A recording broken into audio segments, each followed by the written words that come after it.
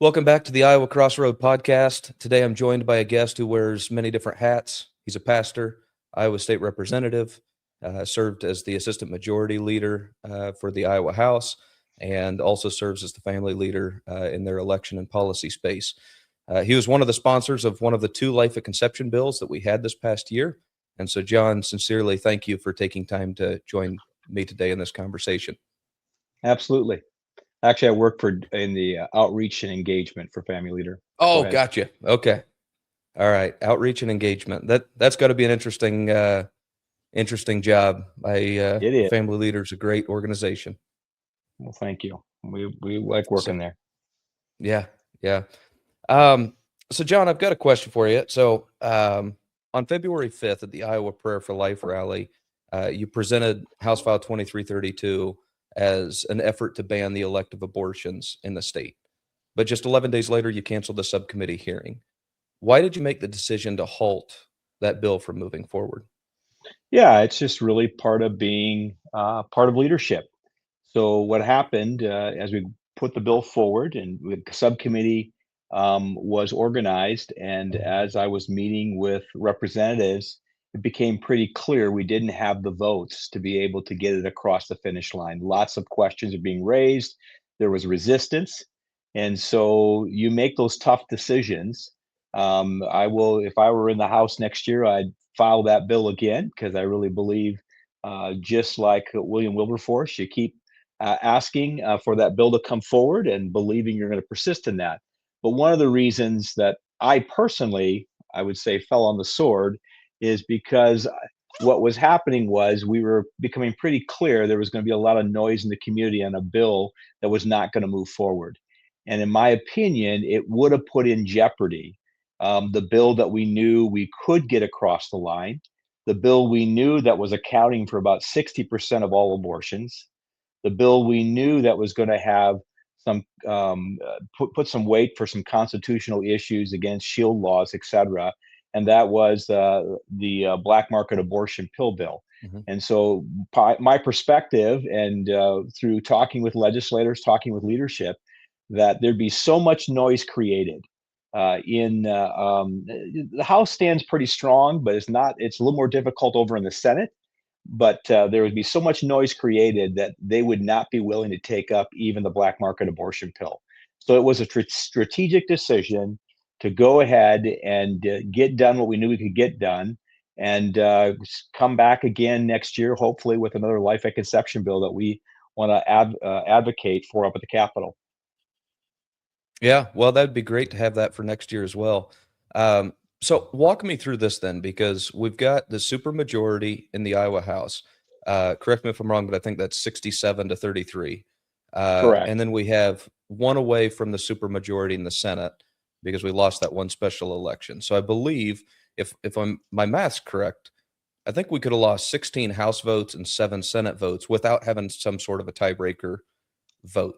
So We're someplace in the 40s in the House, high 40s. So we're not far away in the House. But the reality is, even in a Republican legislature, we have some that do not share the intensity of view that I share about life at conception. And the same issue would be over there in the Senate as well. And so until we get to where we know we have 51 votes to move forward, you're just kind of saving some ammunition to fight again. I mean, let's remind ourselves, William Wilberforce did not get abolition of slavery done the first time he offered it. The first thing he did was kill the trade, and then he abolished it. Ended up being in 1833 abolishing slavery. It's the same kind of strategy here. And it really is about getting ourselves in a position. One of the things that frustrates me, and I wear multiple hats. I would say the Iowa House and the Iowa Senate, and hear me clearly, I say this all the time around here. I've sold it to the Pro-Life Coalition. I said, you guys have work to do outside of the legislature, because the legislature in many ways has been more prophetic than the church in Iowa has been. And there is not that strong uprising that we need to have if we're going to move something like this forward. We need to see a strong movement in the churches, a strong movement in the community. Not that we're going to wait for them always to lead, but I actually believe the legislature has been the most prophetic on this issue as a whole, above and beyond other institutions that we see in Iowa. I think you're right on that. I've talked to my wife several times about it, saying that I think Christians, they're not as involved in the process, and I think part of the reason is sometimes they think that it would ruin their gospel testimony, but Yeah. we we really need to have strong Christians in leadership to be able to make those tough calls and to pass those bills and such. So, Absolutely. I was intricately involved behind the scenes. Really, if you look at the second time we had to do the heartbeat bill just a couple years ago, mhm. that was the majority leader who sat down and he and I counted votes and worked it through and made phone calls. I mean, there's so much that happens behind the scenes that doesn't happen on the floor. And you got to remember, you're saving ammunition. You're looking for that moment and that time in which you know you can bring it across the line, and you're going to lay everything on the line to get that done. And I am praying and believing that day is coming down the road for us. It's different too. I mean, I have to remind my brothers and sisters, we do not have a true pro-life president. We have someone who did Mhm. wonderful things in the Supreme Court, but he actually looks at Yeah. Iowa and thinks we probably went too far. And so Yep. I actually believe we ought to be having a life at conception bill federally. And it frustrates me I to some agree. degree that some people believe that the Supreme Court ruling said it went back to the states. That's not what the Supreme Court ruling said. It said it doesn't belong in the hands of judges. It belongs in the Yep. hands of legislators, whether we're talking statewide or whether we're talking national. And the reality is, we want to make sure that every life is valued, whether that's here in Iowa or it's in California or it's in Florida or it's in Oregon. Every life matters. And then we're paying a price for our society for it. We're paying a Yep. price because we don't value life. And so Yep. I just keep looking for the path forward. I won't be in the legislature next year because I'm retiring, but I pastor a church. I'm very actively involved on this issue, and I'm going to keep pushing and pushing hard.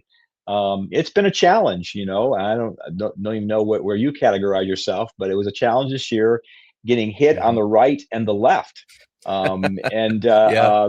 I would say to some degree, I can take the left all day long, but it has been extremely disappointing to see pastors and churches, attacking because we have some disagreement on one aspect, and that is whether or not we automatically, in every case, ought to be prosecuting a woman for an abortion. You and I know there certainly are cases where we see women cavalierly or For sure. maliciously Yeah. bragging about it. Yep. But I got to tell you, I'm a pastor. I've been around all kinds of women in different situations. I see 55% of women who are trafficked end up having an abortion. We know that women who go in for abortion are heavily in abusive relationships.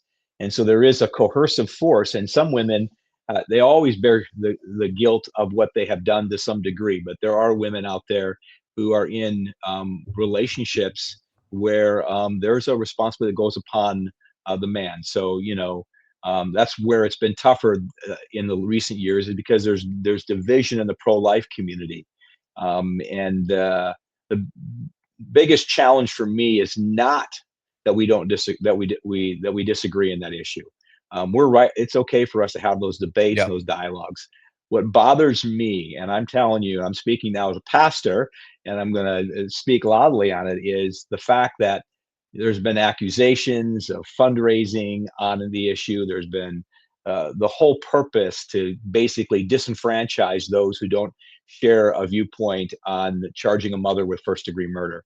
And to me, that's become divisive. I think it should be a topic of discussion. I think it has worthy to have a seat at the table and have discussion about it, and us to work our way through that discussion.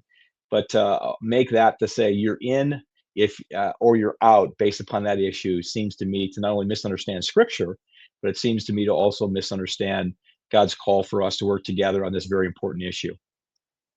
Yes. Yes. And honestly, I my representative is Samantha Fett, And I feel like I would closely align with her on this. She was one of the ones that also sponsored House File 2316, which did include the prosecution of the mother as well as hindering IVF.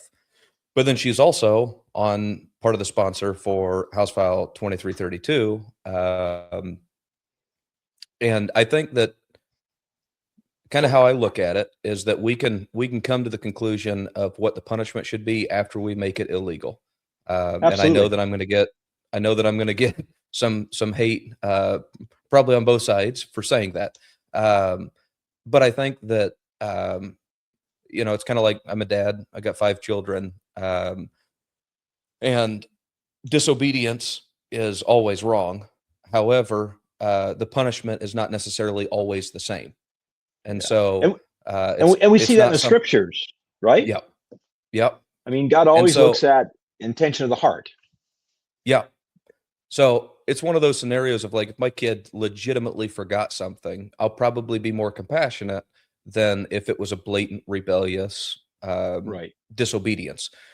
So And that's why, one just of so the you know, Max, yeah, go ahead. that's why the bill that I sponsored on the floor for life at conception went after the doctor. It reclassified and put new definitions to fiticide, so that we were basically saying there is a chance that a doctor who Yep. went through that process could be charged with first degree murder, and we wanted to make sure that's there. But there's Yeah. also, like I said, even when I watch an engagement, so I attended the abolitionist the first weekend they had here in Des Moines. I Mm. spent all Friday night and all day Saturday because I wanted to hear, I wanted to understand, I wanted to see what their biblical perspective was, and I appreciated their perspective, and I don't agree with their interpretation of how they use some scriptures in terms of defending that automatically, because murder requires death, that this is what it means when a woman commits adultery. I don't think they build that case as strongly as they think they do. And again, it's open for discussion and dialogue, but we need to make Yep. sure we're having that discussion dialogue and not moving people out. It's interesting for me, just Max. So I don't believe in any exceptions. Okay, so that's my personal belief. Yep. I agree with that. Um, and I want life at conception, whether the baby is uh, alive because of some horrendous act or Hmm. whatever it may be. The only exception I think that exists out there is normal medicine, which is just when it's life and life. I'm talking about mother, daughter, or Right. mother, son, that type of thing. But I also know that I can't always get every person to agree with me. And Yep. even though I will continue to push that way, I'm going to go through the process of making sure that if I can get a bill, I mean, I'd love to say across my Democrats across the aisle, when they look at me and say, "Well, you're not allowing for an exception for rape," my answer back to them. So make sure I understand you. If that was the exception, and that was the only, and that was part of the bill, you would vote for a life at conception bill. And the Yeah. answer is no, they wouldn't. They Yeah. wouldn't. Right. We got to call that Right. bluff, because I'm saying I'm willing to compromise, and I realize it's the loss of life, but the Yep. reality is that's not their compromise. And I have questions about IVF.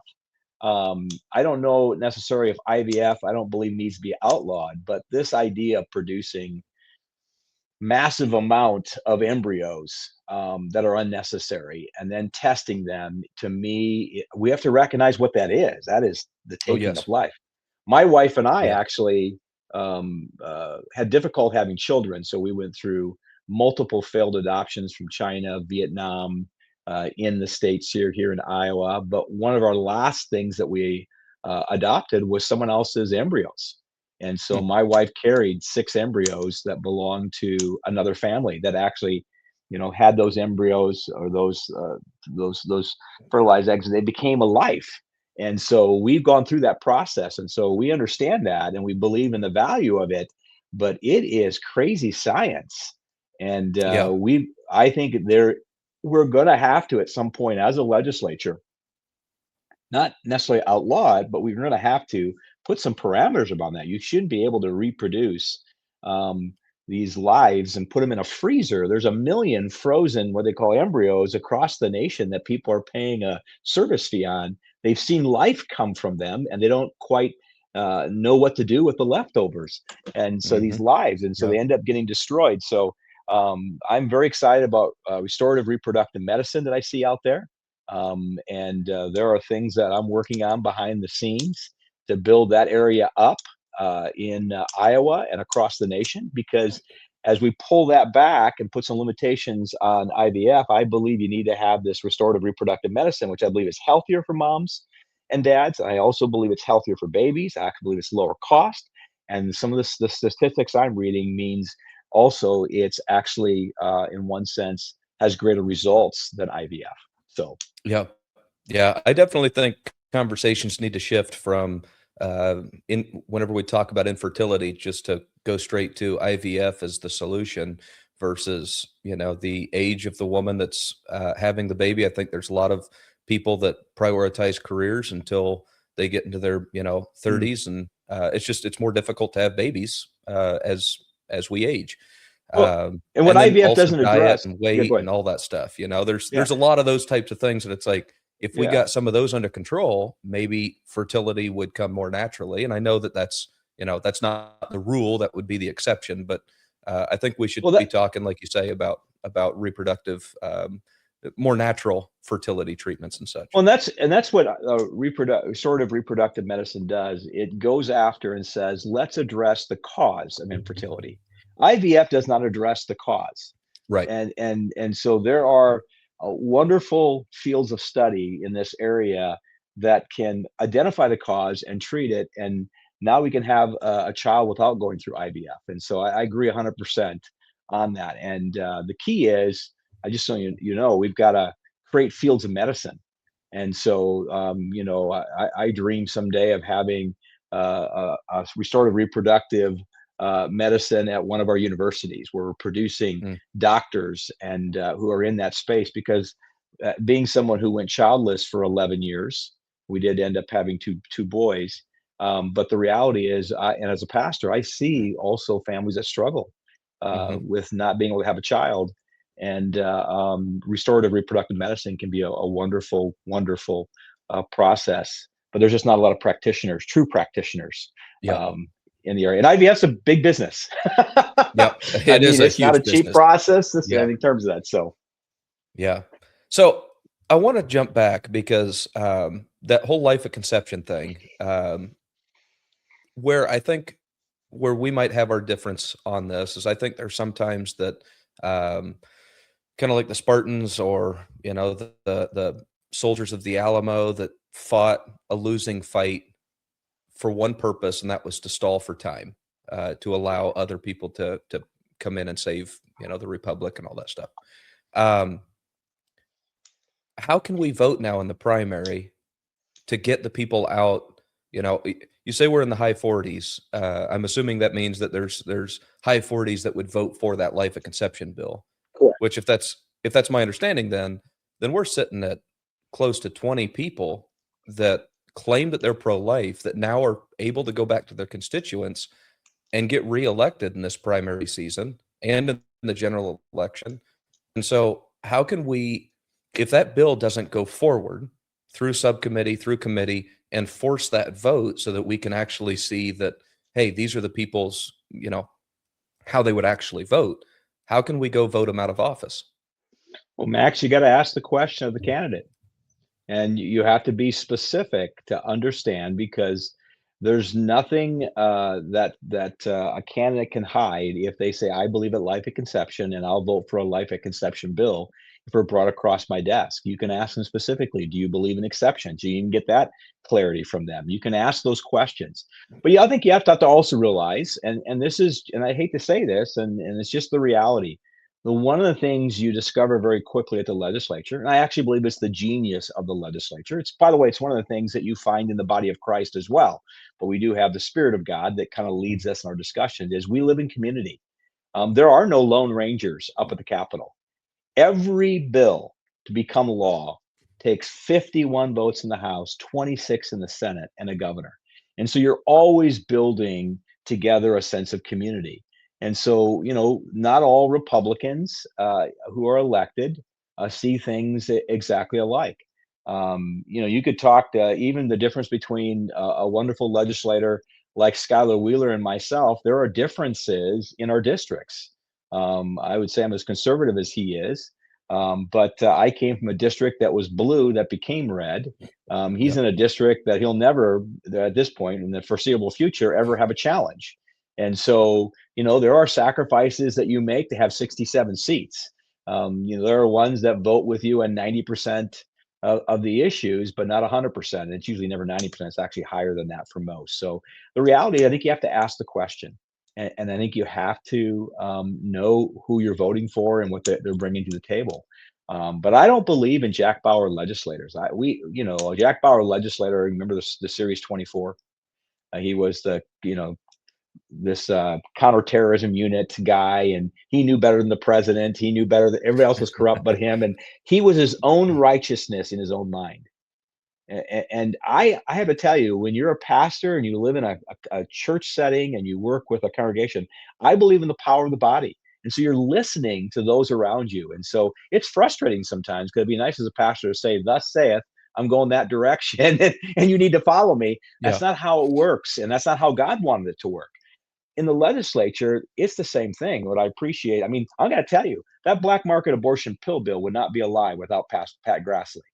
If everybody Hmm. knew what Pat Grassley and what the majority leader did behind the closed doors, we had to move it to appropriations because we didn't have buy-in at the Senate at that time. But to keep that alive, I mean, he purposely, and he was willing to put that on, even though he knew it was going to be controversial, because he believed in it.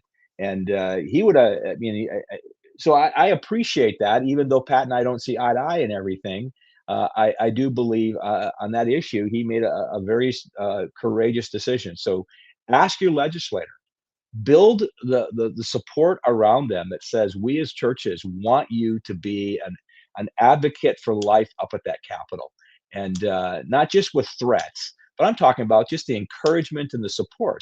Because we who would have thought what the Supreme Court did? We should be having that here in Iowa. Yeah. We should be having life at conception here in Iowa. And the black market abortion pill we passed will apply for life at conception. Because right now there's women who are getting black market abortion pills in, and they're having it after there's a heartbeat. And Mm. we didn't purposely put in any age so that when we get a life at conception, this bill stops it. Because what we're dealing with is these states, there's anywhere from 8 to 18 states who have shield laws Yep. that won't allow us to prosecute. And so, we're trying to find our ways to stop this. Now, at some point, I hope the Supreme Court's going to rule on that and deal with that, but they haven't yet. But we put together a bill that we knew when we passed the life at conception bill, this chemical abortion pill bill still applies. It just applies now, getting rid of all of them forever and ever, all men. I mean, think about this, Max. This is the other part that bothers me. When people say, well, it's not going to discourage abortions at all. Well, 60% of all abortions, I believe, are happening through a chemical type abortion right now. Max, we know That's for a crazy. fact. We know for a fact, though, that when someone has to sit down and have a discussion with a doctor, they get discouraged from having an abortion just because Yep. they have to think about it. And so we created a process where you can't take a pill without standing before a doctor and hearing about what happens with this pill and being understand of informed consent on this pill. Yes, we changed it for two reasons. The two big major changes was removing from the bill the reversal pill, and just Hmm. because Yep. we don't have the science yet that I believe in the reversal pill. Everything I read says good, but we don't have the medical studies that would have protected doctors from being charged with malpractice if something happened in the midst of that. And so it was a concession, and it was something we made. But the other one was this reporting thing. We really wanted that, but Hmm. here's what we found out, Max. Again, remember, we're meeting with medical associations.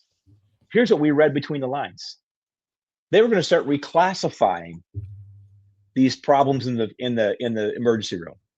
And so Really? you'd have a woman that's excessively bleeding, and it would be called excessively bleeding, but they wouldn't necessarily, we knew that was Mm. going to happen. And so we didn't want to put ammunition in their hands that said, hey, we've been reporting and we've got zero complications, when we know Yep. across the nation, it's 1 in 9, and some would say 1 in 7 have complications in terms of it. So, Yep. I mean, that's Well, part of behind the scenes stuff you work on. yeah, and we saw that with COVID, where somebody would die in a car accident Yeah. and they died of COVID, and it's so like I definitely understand that piece of it, with regarding with regards to the medical field. I definitely think the medical field is full of people that wouldn't share our pro-life values.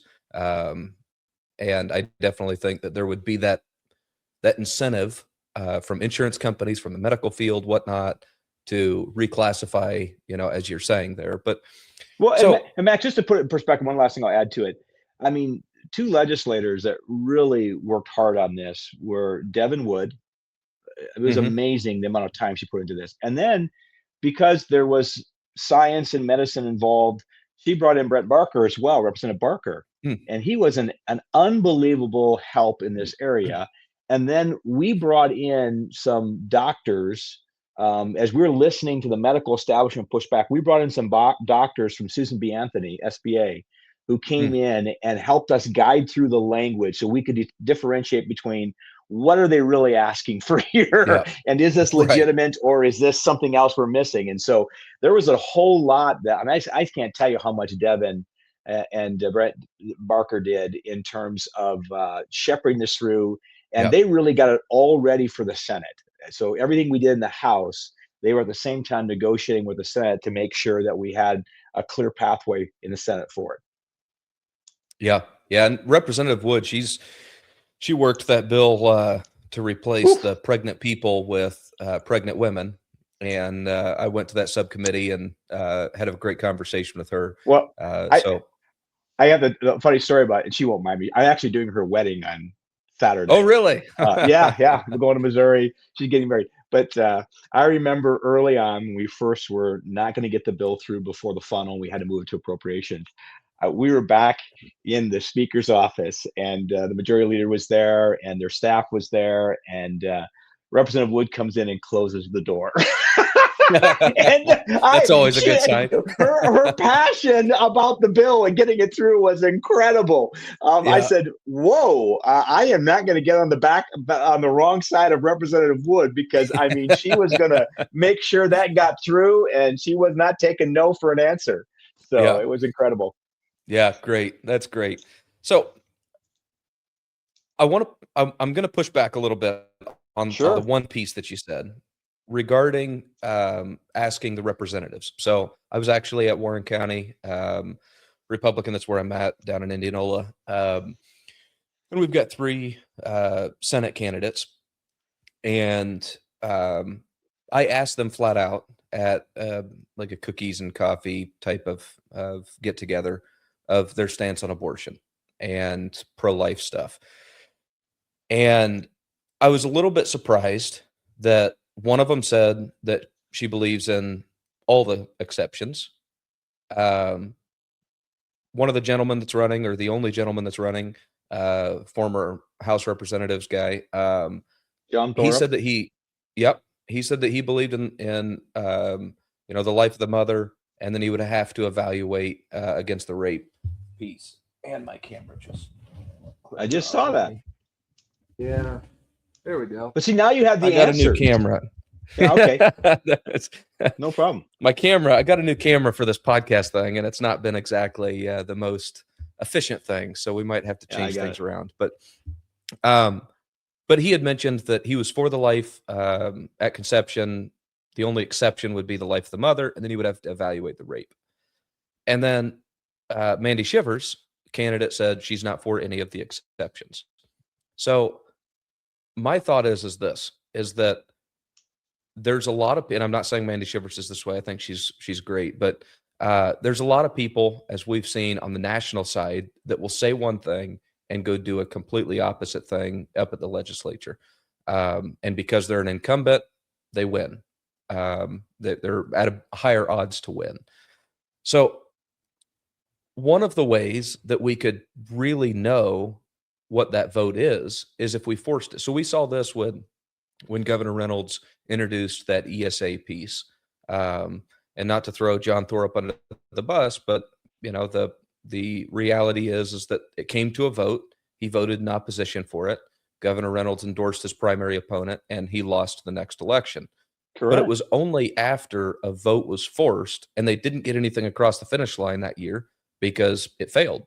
And then the next year, opponent gets put in, And gets elected, and everything works. So I guess if we can do that with ESAs, why can't we do that with life at conception? Yeah, and I'm not saying we can't. I mean, those are strategic decisions, but you need to know what you're doing. In other words, you need to know the end game. You need to know how much you're going to go to follow it up with. Just having a vote. Some of my concern of just forcing a vote and knowing that you're going to fall short. I'm not worried about somebody sitting in a red district who has a problem with voting for life at Yep. conception. May they lose their seat. I just know I've got some very strong conservatives sitting in highly competitive districts who are, I don't care what you sold them. If someone came to them and said you should not vote for that bill, they would vote for it because they believe in the concept, and they would pay an extraordinary Hmm. price in terms of that. So there is a moment, there is going to come a time, and I've told the pro-life coalition, even on this bill, we had massive meetings, and everybody trying to understand what's going on, and said, hey, if you want to unleash this tirade of folks against the legislature, let's just know the end game. Let's know what happens when it fails, that we're able to pick it up and we're ready and prepared to replace people or whatever it may be. So the key is you got to know when you're going to play that card. And by the way, that also means your leadership got to be willing to play that card. Does that make Hmm. sense? I don't know. Yep. I knew from talking to the governor and her staff that, and I think it's being signed next week now. But I knew they were going to sign. All those are all things you do as a legislator. You know where people stand on this issue. So I agree with you, Max. There's going to come a day where that is the right play, but we have to also then figure out what comes after that vote. How do we get to that place of saying, okay, what are we going to do to make sure we don't get put in this place again? Because just losing seats for losing the sake of losing seats without knowing how we're going to get the right people elected. We had a strategy, and we Hmm. saw what ESAs ended up coming in, and we ended up winning pretty strongly with that. Yeah. And we continue to get further entrenched. So there is going to be a play someday. So I agree with you. I'm not saying it's a bad thing. I still didn't think it was this year yet. Part of that's because it's one of those things when ESAs did that, we kind of cleared the deck. Does that make sense? Hmm. This was the issue. And we have a little bit of that with, I'll get irritated with the carbon capture pipeline thing. I Yeah. voted both ways on it only because I'm about, my problem is, first off, my county wants it. That's part of the problem here. I voted against it, and then my farmers came to me and said, we want it. Oh, well, Yeah. okay, whatever. And I knew it was wouldn't change the vote. But the reality is, um, uh, we pushed that and we made that an important issue. Abortion needs to be there too. Does that make Yeah. sense? It needs to Yes. become a defining characteristic of what it means to be a characteristic. I'm on the carbon capture pipeline. I'm not against the bills. I just think there can be better bills. I keep getting frustrated. Like, if we're going to deal with this, how don't we just deal with the whole, utility board, and let's figure Yeah. out, I let's agree with develop a that. 25, 30-year process that we can live with, not just pick Yeah. on one entity. Let's get it figured out the way we want it to be. But yeah, Yeah. but those are things you have to be willing to take a stand on, and that means leadership has to be. The governor has to be. There has to be leadership on that issue. I So think we're going to get closer to it. yeah. But I think, And I can I say one last thing? The yeah, last go thing, ahead. one thing, the other part too is, and I'll go back to, we need not that threatening gun at your Right. head, but almost like that. That's got to be something coming. And I'm speaking as a pastor from the churches as well. That we are out there passionate about this issue and saying, get this done. You got our support. We're here Yeah. behind you. We're going to take the shots with you. And there is nothing more important than how we value life. Go ahead. Yep. Yeah. So here's kind of my struggle with this whole thing, and why where we'd probably have our difference of the timing of it is, I think, and maybe I'm wrong on this. I hope to God I'm wrong. I think Governor, I do not want to call him governor. Um, I I think Rob Sand has a real chance at this governor's seat. He Um, may. I think that him going around quoting a bunch of Bible verses, uh, as much as he Hunting, might driving a be, pickup truck. Yeah, I got yeah, it. yeah, as much as he might be taking those verses out of context, and he is, and that's a different conversation for a different time. I think he's swinging a lot of that moderate Christian vote Sure. that might be, not trying to profile anybody, but the elderly vote that, they're a little bit more moderate. They're not really in that whole Overton window thing of where people are at. I think he might win.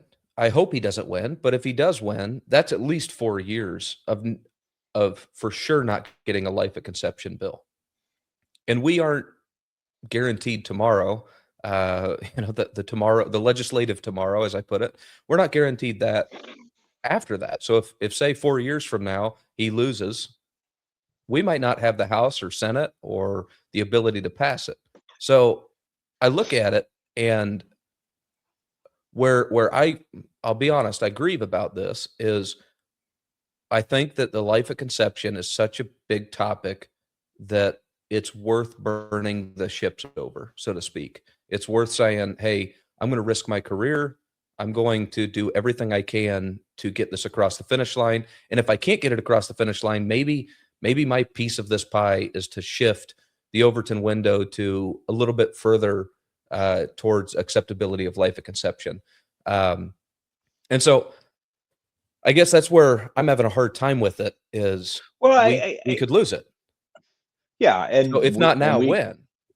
Yeah. Well, life changes fast. God's at work far greater than we are, and he's accomplishing his plans and his purposes. And I think people were shocked to see the Supreme Court do what they do. I mean, one of the problems with the pro-life movement is they've been dog's been chasing the pickup truck, and it finally caught it and doesn't know what to do with it. I mean, literally, I agree with that. Yeah. The greatest victory that happened for us became one of the greatest stalls on the pro-life movement. Okay, now what are we going to do? It almost became a negative to be pro-life. At least some politicians felt that way. Yeah. So no, I do think it is a judgment and a strategy decision. If I felt we had the votes and it would have been productive, it would have moved the ball down the road. It would have allowed us to. I mean, right now, there's the other part I have is with the potential of a Rob Sand governorship. I want to make sure we maintain strong control of the House and the Senate, because the reality is there's a whole lot more damage that can happen if we don't have strong stance. So I agree with you. It's a judgment decision, but I mean, I hate to use the word, but God, if God had shown me everything he wanted to change in my life the day I came to know the Lord Jesus Christ, and I'm being a little bit facetious here, I probably would have said impossible. It ain't gonna happen. Yeah. It's too much. It's too much work. Yeah. It's too much change. He has slowly but surely opened my eyes.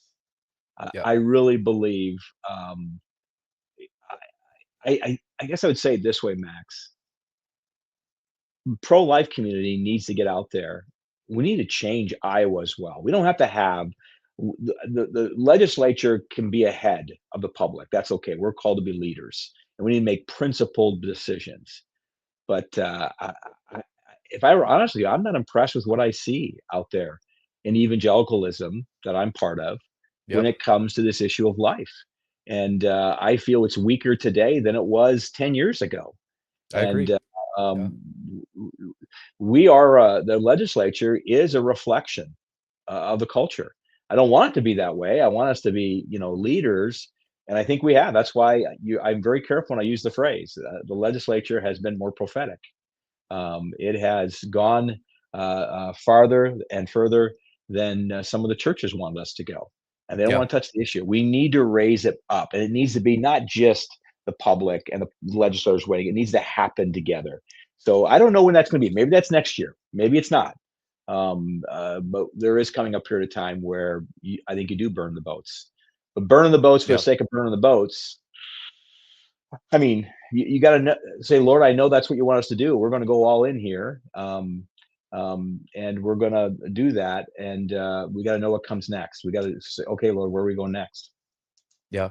Well, it's kind of like, and I talked to, I had Maggie DeWitty on the podcast recently, and we discussed this piece of it, but it was, I actually go to church with Senator Mike Pike, and he risked his entire career, really before it even started, his first year in, last year, on the eminent domain piece. And he joined one He of did. the, I think it was 11 people that said they're not going to vote on anything budget-wise until they vote on that eminent domain piece.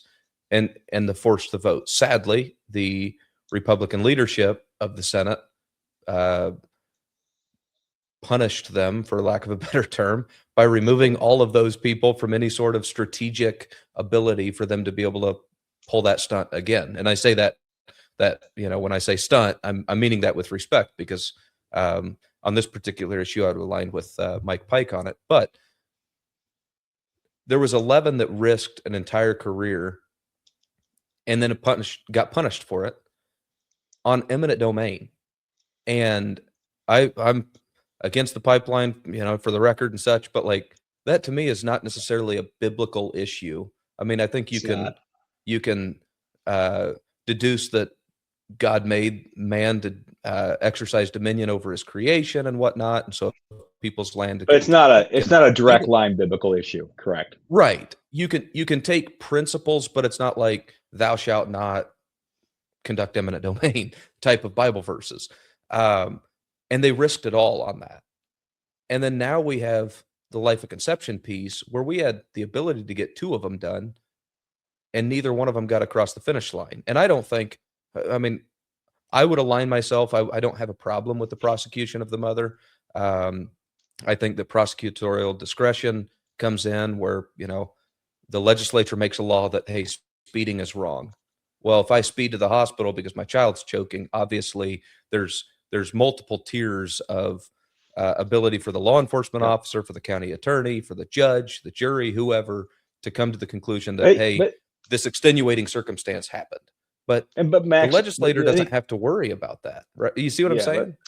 But Max, I don't think any of us know the full impact of what those 11 did. Okay.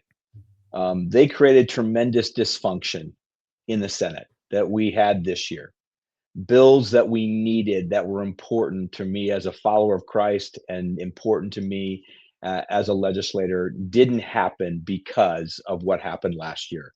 And I get upset and angry that a stinking carbon capture bill that's only about money on both sides is standing in the way of protecting foster parents, standing in the way of protecting adoptive parents, standing in the way of protecting a child custody case when it comes to gender transitions and gender ideology.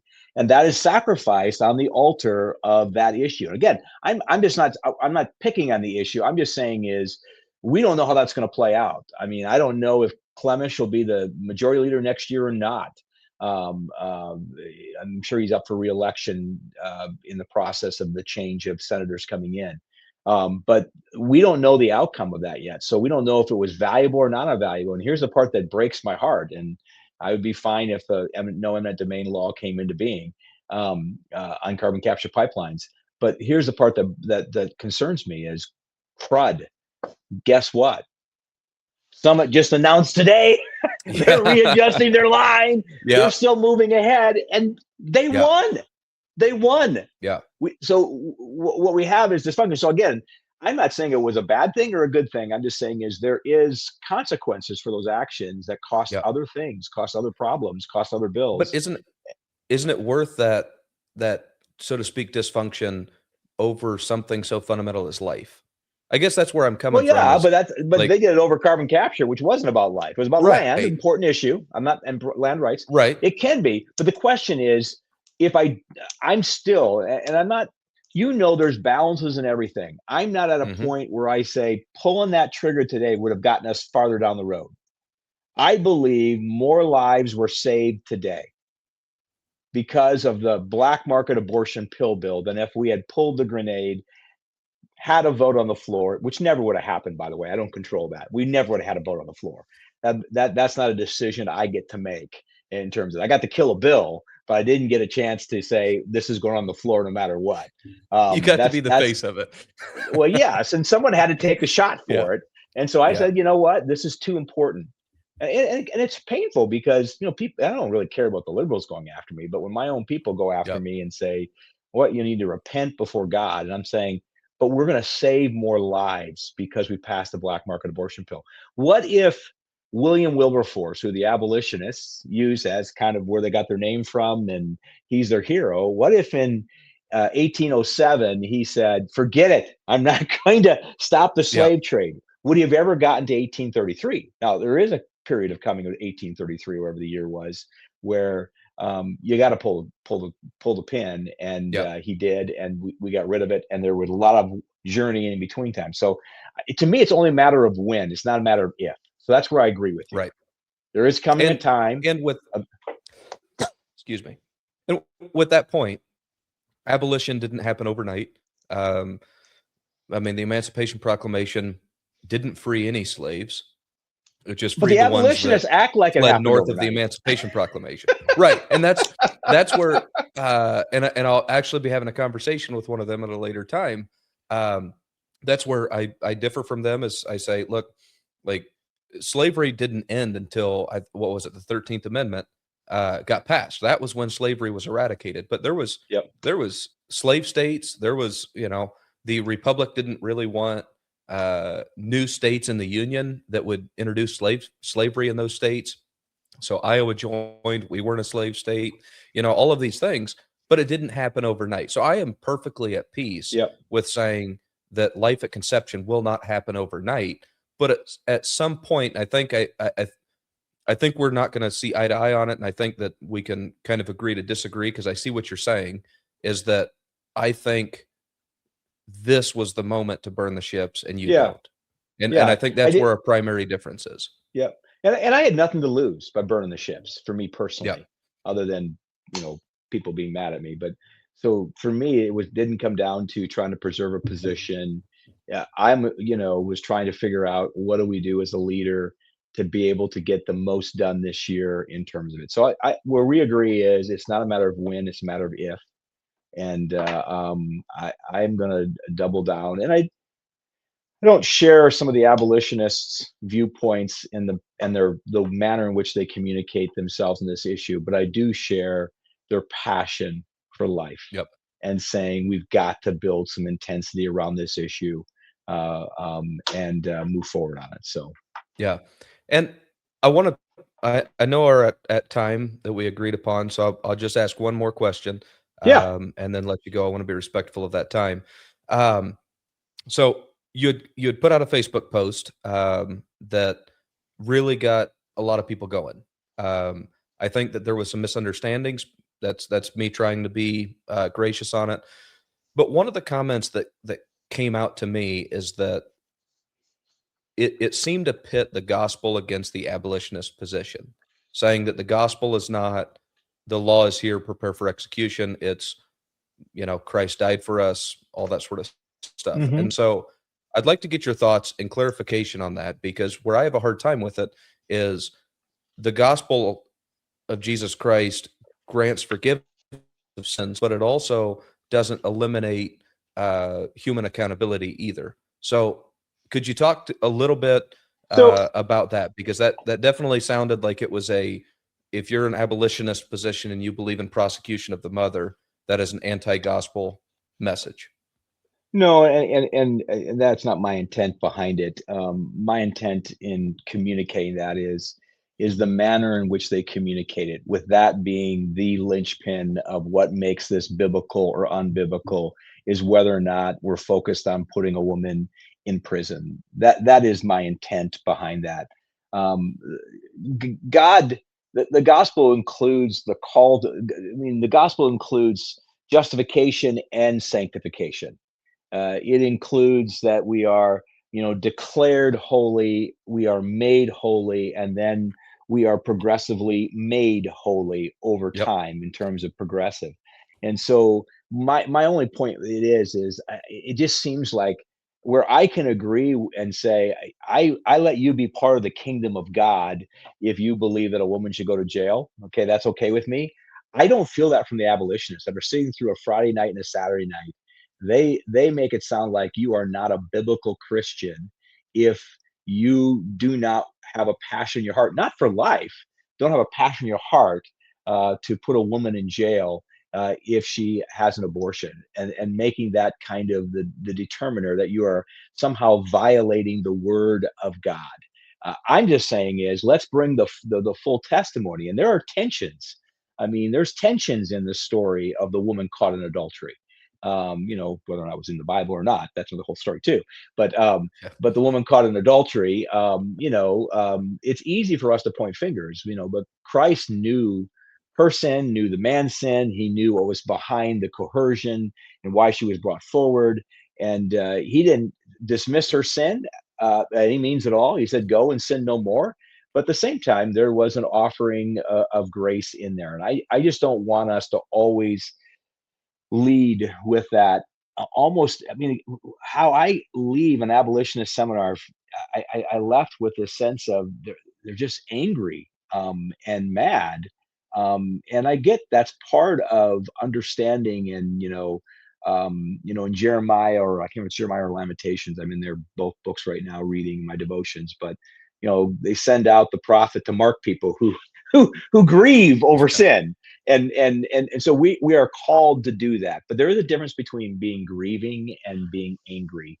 And so I'm not trying to communicate that. I am trying to say I really do struggle with that. There is some sort of, this is the line you can't, that determines whether or not you're part of the kingdom of God, is whether or not you believe that what they call equal justice, which I don't believe is used correctly in the scripture passages they use. Because we don't see equal justice in the way they use it in the scriptures. We see manslaughter, we see different, the intent behind is there. And so, and by the way, I remind myself all the time, we don't have a death penalty in Iowa. So we can't even do a first-degree murder the way some people believe in. So I don't want to communicate that, but I do believe there is a sense of restoration and healing, even in practical law. Max, I just say this. I was doing some reflecting again, and I work for the Family Leader and the wonderful organization, and we use Romans 13. But Romans 13 also, people use it to talk about, well, you need to be the sword of God's righteousness. Well, there's definitely that truth in there, but that is not the point of Romans 13. Romans 13 is explaining even Nero and that evil, wicked, corrupt government. You have to understand the institution of government, even led by ungodly people, has a role. It's what helps establish righteousness in our society. Doesn't mean it gets it right all the time, but it is part of it. And so I think there's also a sense of here is, like I said, I'm not going to be someone who couldn't fellowship with someone who believed that a woman should be prosecuted. I'm not someone who would look at him and say, I'm not sure I could even be in the church with you. I feel from the abolitionists, that's how they feel about people like me who say, slow down. I get where you're coming from, but I'm concerned about some women's, because the way our culture is handling this, I do believe they are, some are coerced and are victims and find themselves in difficult situations. And we may not see eye to eye on that, but that was the point behind that. It really was a critique of their position. And their position says the gospel includes judgment of a woman. I'm saying the gospel includes some elements of grace and mercy, and the opportunity for restoration. Well, John, I really appreciate the conversation. Well, good. I appreciate you coming onto the podcast. You're always welcome onto the podcast anytime. And thank you. I know some of those questions got a little direct, but I hope that we have unity, because I think what you're saying, reflecting on the pro-life movement, I think we jumped up and down when Roe was overturned, and I think that we don't really know what our next objective is. I agree. And I think that hopefully this conversation helps point people, whoever listens to this episode, points people into what is our objective? Let's actually have that conversation.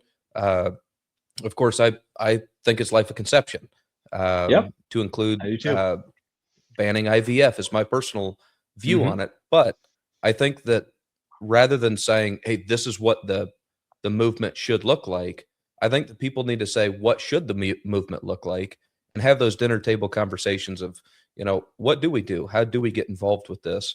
And I really do appreciate you coming onto the podcast. Yeah, my pleasure. Thanks for having me. Absolutely.